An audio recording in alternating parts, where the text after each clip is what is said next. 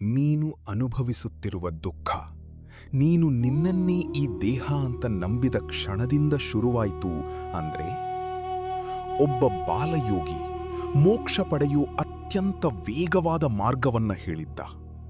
ಅವನು ಹೇಳಿದ್ದ, ಮುಕ್ತಿ ಬೇಕಾದರೆ ಆಸೆಗಳನ್ನ ವಿಷದಂತೆ ಬಿಟ್ಟು ಬಿಡು. ಸೌಂದರ್ಯ, ಹೆಸರು, ಅಹಂಕಾರ, ಇತರರ ಒಪ್ಪಿಗೆಯ ಹಿಂದೆ ಓಡೋದು ನಿಲ್ಲಿಸು. ಯಾಕಂದ್ರೆ ದೇಹ ಬದಲಾಗುತ್ತೆ, ಮನಸ್ಸು ಬದಲಾಗುತ್ತೆ, ಜಗತ್ತು ಕೂಡ ಬದಲಾಗುತ್ತೆ. ಆದರೆ ನಿನ್ನೊಳಗಿನ ಚೈತನ್ಯ ಮಾತ್ರ ಯಾವತ್ತೂ ಬದಲಾಗೋದಿಲ್ಲ.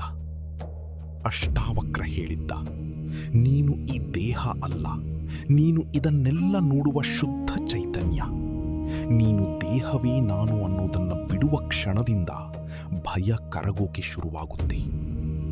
ಆದರೆ ಈ ಕಥೆಯಲ್ಲಿನ ಅತ್ಯಂತ ಆಶ್ಚರ್ಯದ ಸಂಗತಿ ಏನು ಗೊತ್ತಾ?